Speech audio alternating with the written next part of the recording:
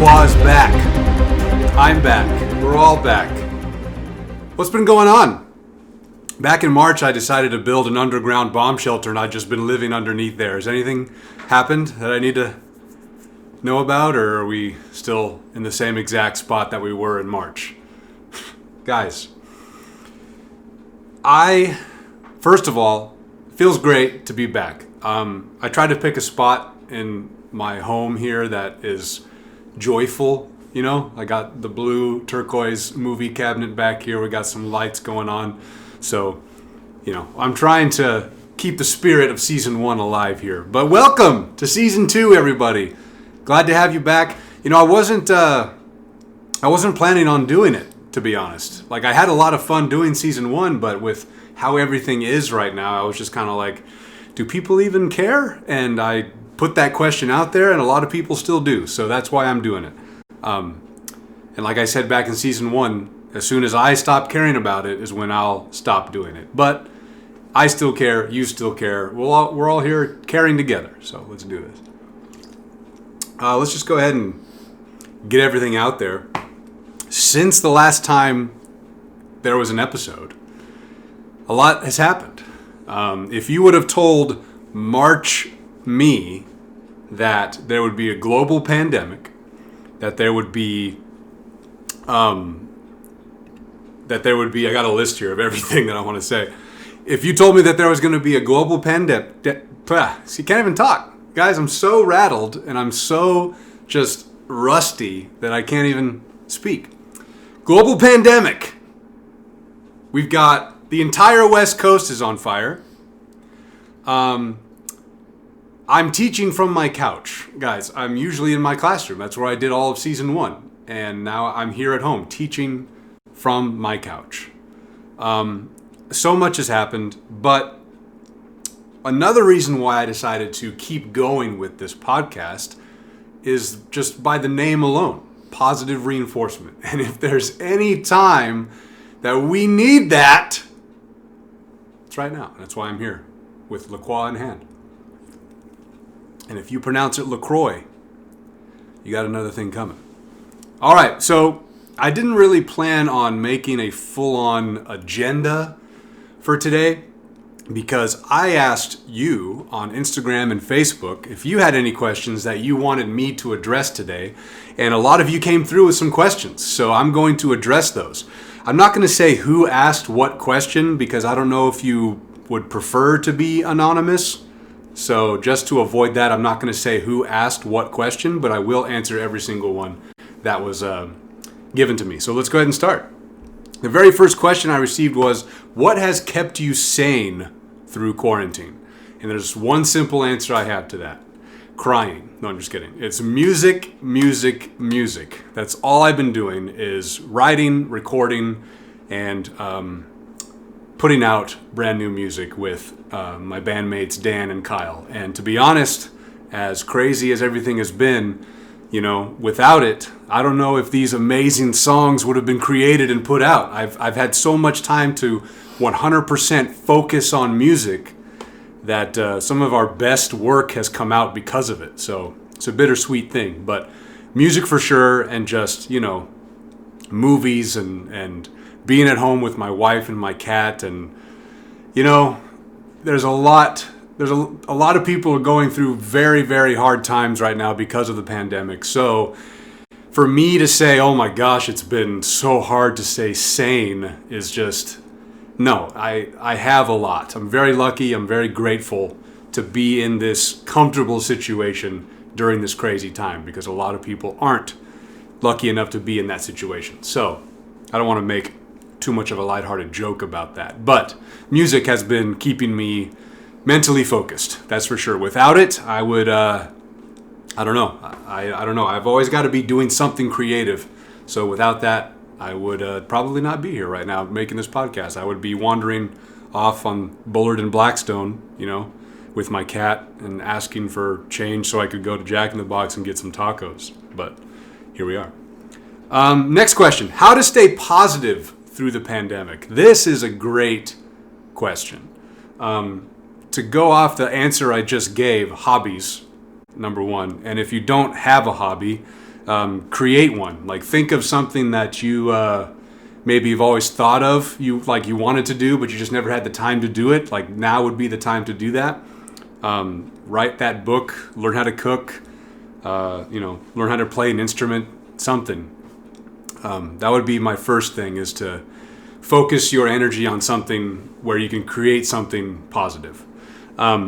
Next would be, keep the people that you love and care about the most around you as often as possible.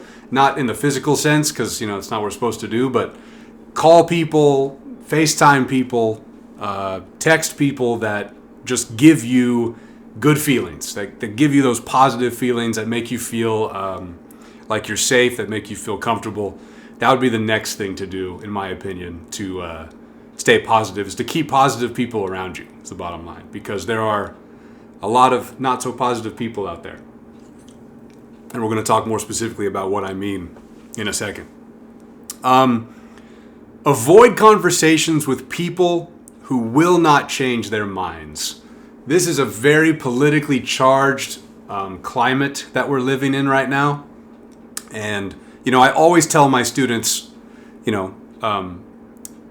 arguing with someone or having a conversation with someone who disagrees with you, do it as often as you can, because that builds tolerance. It creates new ideas in your head. It creates new ideas in their head. Things maybe they didn't think about, things that maybe you didn't think about. It's a very productive thing to have conversations with people who don't agree with you all the time.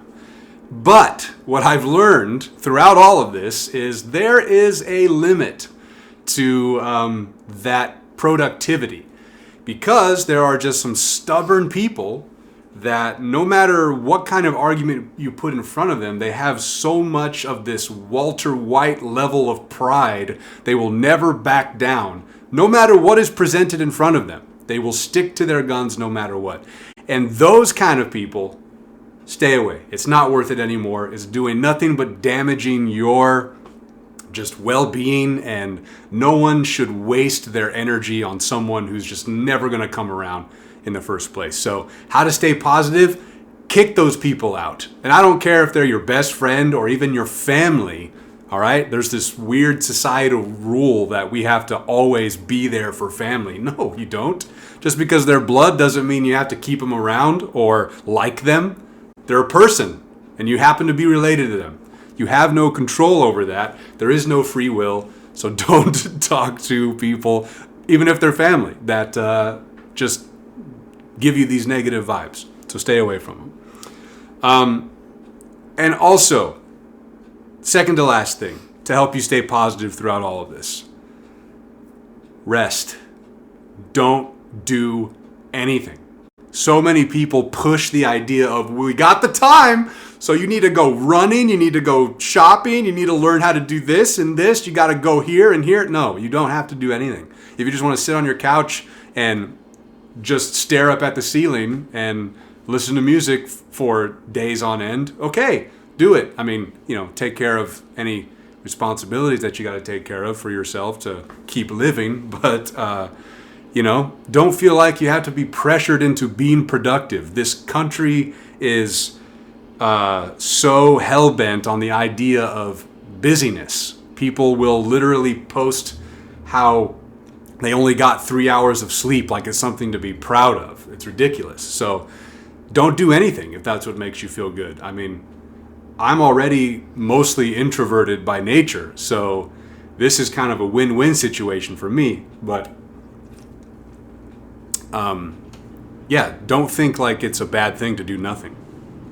And then lastly, if you feel like you're kind of floating in this ether of purposelessness, there's plenty of ways where you can do things to help move any of these crazy things going on in the world along. So if that was confusing, what I mean is you can donate to, there's so many things you can donate to nowadays. You can, we got the fires going on the West Coast. You can put in your efforts there. The Black Lives Matter movement's going on. You can put your efforts there. There's so many avenues where you can go to donate money or products or time in order to make the world a better place in that way. So if you're feeling like, God, I'm not working right now, I don't have a purpose, like, yeah, you can still do things like that to give you a sense of purpose. So those are all the different positive ways that you can stay positive. All right. Next question. This one,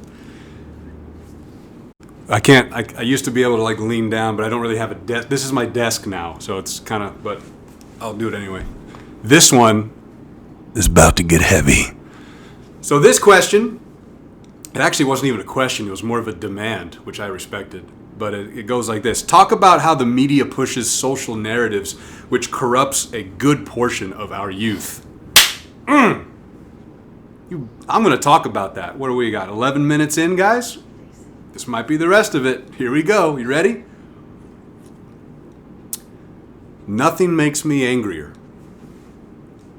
Nothing makes my blood boil more than people who in their eyes and in their soul wholeheartedly believe certain ideas to be true when you know that they are 100% incorrect. It's the funniest thing to witness, but it's also the saddest thing to witness, and it's also the most infuriating thing to witness when someone posts a meme or they post an article and it's so blatantly wrong and they do no research on it because it backs up their side, and they put it out there because it backs up their side, and they think their side is right no matter what. So here it is, right? Ladies and gentlemen, that is called misinformation. It's not as bad as disinformation. Disinformation is when someone knows it's wrong, but they push it out anyway to kind of try to manipulate others in order to believe in that that's true. Both are terrible and both are running rampant right now. And the saddest part and the funniest part is that most people doing this are full-grown adults with brains, right? We don't see a lot of this happening with people who are 25 years old or younger. And I'm hopefully crediting that to teachers. I know I do a tremendous amount of work trying to make sure that whatever information my kids are putting into presentations or papers, that they are going to multiple sources and sources without biases. Like, that is also super important. And that's really hard to detect nowadays because our biggest news outlets are this way or that way. Most of them. You got your PBS and NPR and USA Today and BBC. Like, those are definitely a little bit more reliable because they're more center aligned. But man, it is really difficult. It's to a point where even the parody sites like Hard Times and The Onion, like, they sound real because of how crazy everything is in the world. People will take those parody news articles and post them thinking that they're real because, I mean, most of the news is a parody of itself anyway these days. It's crazy. But all I can say to that is no matter what you see, if it makes you go, stop and go look somewhere else. Go look 3 or 4, 5, 6 other places because likely what you're reading is garbage. But so many people, it's just baffling. They'll see it and be like, oh yeah, this is crazy, post it, and they don't even realize there's thousands of typos and it was written by some crazy guy on his YouTube blog and just posted it. It's weird, but it's so important, especially now, because so many people are turning 18 and they're able to vote and they're coming right out of high school with all of this preparation that hopefully teachers have been giving them to scrutinize all of the news that they come across. So to the educators listening, and I would imagine that's the majority because this is, at the heart of it, it's an educational podcast. Hopefully you are really hitting home in your curriculum the importance of research and source credibility and all that stuff. I mean, I even tell my kids, like, Wikipedia, it's a good place to start. It's not an end-all, but if you find something on Wikipedia that sounds interesting or could be important, check it out. There are some good things on Wikipedia, but you just got to make sure you back it up. And of course, stick with the .orgs and the .govs and all of that over the youtube.com/ Vlogmaster 2000 or whatever it is. Don't use that as a news source. Anyway, I think I ranted about that enough. All right, next question. Just asking, what are the struggles of online teaching? That's a good question. So I've been about 3 weeks into the semester now doing remote teaching. And at first, honestly, I was terrified of it because it was different when the year was ending and I had like 2 months left and I had to switch to it because I knew my students very well already. I had spent 7-8 months with them. And what makes it scarier this time around is I'm meeting all these kids for the very first time through a screen. So it's like kind of impossible to really get that genuine connection. It's starting to slowly happen though, just through means of, texting on Remind or through the chat in the Google Meet or students emailing me. Like, it's happening organically, but it's still not the same. Probably the biggest struggle for me is not seeing their faces every day because like this, first, I don't force my students to turn their cameras on. A lot of teachers force their students to have their cameras on, and that is ridiculous. I'll tell you why. I'm going off on tangents here, but I promise I'll come back. First, cyberbullying is a real thing, okay? It's not just something that cheesy Lifetime movies are made out of. It's a real thing, and it's when you have all of the students' cameras on, it's not like the classroom. It's like, yeah, well, everyone can see everyone's face in a classroom anyway. Yeah, that's true, but you can literally see everybody's face at one time. In the classroom, we're angled differently. Attention's focused on the teacher most of the time or on their partner. Like, no one's looking at everybody all the time, ever, in a classroom, unless they're up in the front giving a presentation. So what I'm saying is it's so easy for students to mute their microphone, take a screenshot of one of the kids' faces that they have a problem with or just want to make fun of, and bam, they can post it to whatever and say whatever they want, and now it's this big old issue. So that's the number one reason why I don't force kids to have their cameras on. Second, some kids might not be proud of their living situation, and they have no control over that, and they don't want anyone else to see where they are. That's number two. And number three, some kids just don't like being on camera. It's a comfort thing, like having your face there the whole time I don't know what the word is. It's uncomfortable. I do it every single day and I hate it. Like, I'd so rather just be up in the front where kids can see me rather than just right in front of their face all the time. It's nerve-wracking. So I don't force kids to have their cameras on. And at the same time, I tell them this is going to be a test of your personal responsibility. If you turn off the mic and turn off the camera and you go off and play video games or take a walk or whatever, I'm not going to know, but your grade's probably going to suffer in the grand scheme of things. So it's a real test of their personal responsibility also. So there's some pros and cons. Anyway, that being said, biggest struggle for me is not being able to see their face every day because I would usually be able to be up there, I'd be teaching and I could see the kids that are disengaged, they're not feeling it, they're looking off somewhere else, I can't see those things, so I can't adjust on the fly. Like sometimes I'll be up there and it's kind of dull, it's kind of boring, and I can sense that on their faces. And I'll be like, all right, I got to switch it up and be more energetic. And I turn it on a little bit more and make it more lively. I can't tell if the kids feel that way, So that's a big struggle. Second one is just like, if I can tell a kid is having a really bad day versus how they usually appear, usually I would take them outside after class and talk to them, just to get a feel for what's going on that day. And then that bond is established. That trust is established through those little one-on-one meetings. And I can't gauge that either.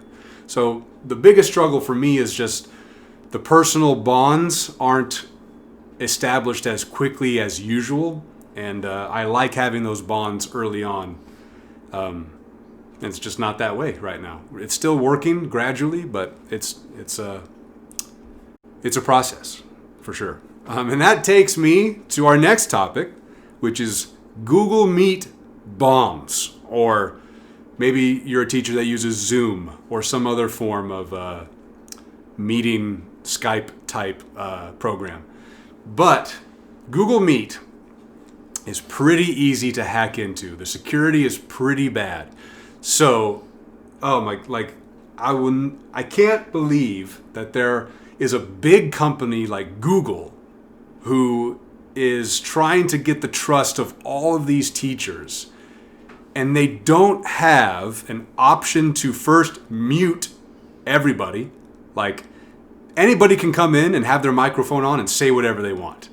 There's no way for you to turn on the mic as a default for when someone enters, they can't say anything. Like, there's no control for me to stop that. Anyone can get on and say whatever they want. Bottom line, that's a problem. Second thing is, if someone gets the link, they can share it to whoever they want and jump on whenever they want. It's weird. Like, why is that not already a security measure? I think Zoom is a little bit better, but anyway. But I smile a little bit because we have at Sanger, we have this log that we type into if we have been hacked by someone and if there's an incident. And I've been attacked. I'm not going to say specifically what happened, but it's crazy. And I look at the log of the other teachers this happened to, and like some kids are breaking into other kids' accounts and they're jumping into Google Meets for teachers they don't even have, saying a bunch of crazy stuff, and then ultimately getting kicked out. And but it's crazy. And what sucks the most about that, besides the fact that it's totally disrupting your class and they're being disrespectful and all that, sometimes these kids say some pretty clever stuff. And it's kind of funny.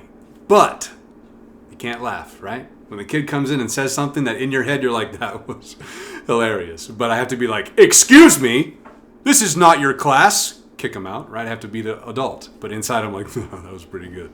I like that. Anyway, it's gotten a lot better though, thankfully. Let's see. Next. How would you handle the internet going out during a Google Meet? This is a very specific question to remote learning. Thankfully, this hasn't happened to me yet. But if I were in the middle of teaching and suddenly my Wi-Fi went out, what would I do? First, I would get on my phone and I would hopefully have reception. And if I did, I would text all of my students and say, hey, I lost Wi-Fi. Here's the link again. And I would just do it the rest of the way through my phone. If for some reason my phone didn't work, I would probably contact my department chair or my principal and just say, I'm having Wi-Fi issues. My phone's not working either. See what advice your principal gives you or your department chair. And if that doesn't work, then I would probably train a bunch of pigeons. I'd get them to learn addresses, and I would send messages to every student's house to meet at a particular park, and then we would continue the lesson from there. But, that's a last resort kind of thing. So hopefully, going to the phone would be my very first option if the internet stopped working. All right, we got one more here. Okay, so this one asks, it's a long tangent of questions, but then the ultimate question is asked at the end here. How difficult or easy has it been to make things creative and fun in your classroom? I know that's a main theme of your philosophy. Damn right it is. Imaginative education. That is my philosophy. Anything that I make that I'm about to teach, if I think, am I going to be bored with this? And if the answer is yes, I scrap it and I start over again. But how difficult or easy has it been to make things creative? So let's address freedom in a public school setting when it comes to a teacher's curriculum. It depends really on the school you're at. I've heard of some schools where it's literally like the administration is expected to, when they walk by classrooms, they will hear the same thing happening in each class at the same time, the same day. I mean, that's like, hopefully that's unheard of mostly. That's crazy. Back in the EDI days, explicit direct instruction, I know that was running rampant, where every teacher was expected to be doing the same thing at the same time. Thankfully, it's not like that for me. And I don't think it's that way for most schools. But what I found with Sanger High, which I'm very grateful for, is there are obviously the standards that every, it's a statewide thing that all schools have to follow these particular teaching standards. As long as those things are being hit and as long as they're being measured through some kind of assessment, you have a lot of freedom. Like for our PLC, we have our core texts that all the teachers do, but we all approach those texts very differently. I will turn my classroom into the world of the story. That's my approach. I like to immerse my students in that world. Is it something that all of us do? No, that's not all of our style. I'm definitely more of an entertainer teacher is what I like to think of myself as. Zenemura, Brandon, he's definitely more of he's a philosopher kind of teacher. He'll really make you think about certain aspects of life and how it connects to the text. I mean, everybody's got a different approach, and that's the way it should be. Teachers should take what they're strong at and apply that to their teaching strategy. So my ultimate answer is it depends on the school you go to. Some schools are a little bit more laid back about it. Some schools are a little bit more, they have a more strict of a regime about it. So I can't really give a definitive answer, but as long as you're hitting the standards and as long as you are assessing those standards in some way to show data, like this is why my kids are meeting these standards, this is why my kids aren't. As long as you can show that, it doesn't really matter how you approach it. You do it in your own way. Thankfully, I have that freedom, so hopefully most teachers do. Okay, I think that's all the questions. It is. All right, where are we at here? 28 minutes. Love it. So before we leave today, let's talk about a couple things here. Halloween time's coming up. I'm literally going to start decorating once I'm done with this podcast. So it's going to be a good time. Football's back. The first game was yesterday. It's weird because there's only like 20% of the people in the crowd. I mean, there should be 0% people in the crowd, but I'm just happy to see football back on the screen. My boy Phillip Rivers is now a Colt, no longer a Bolt, but I still will be following him. Chargers are going to suck. That's a guarantee. But, we'll take it one day at a time. All right, guys. I think that was it. Oh, let me leave you. This is what I'm going to do. This is the new tradition. When I finish an episode, I am going to leave you with a dumb teacher pun that I come across. Guys, I will go to the store and I will see coffee mugs, right, with just the dumbest crap on them. And there are so many teacher puns that are just like, if you ever buy me one of these mugs, I will throw it on the ground in front of you without any shame. So if you ever want to really make me mad, buy me one of these teacher t-shirts or mugs that say something dumb. Anyway, today's that I'm going to leave you with is this. Let me see how I want to do this. I want it to be the last thing that I say. So you're watching the birth of a new segment here. I don't know. I guess I'll just lead into it. All right, guys, that's it for the second season premiere of Positive Reinforcement. Have a good day and stay safe and clean and wash your hands and all that. And don't be racist. How about that? That's another good piece of advice. That's it. So signing off. And remember, guys, teachers can do virtually anything.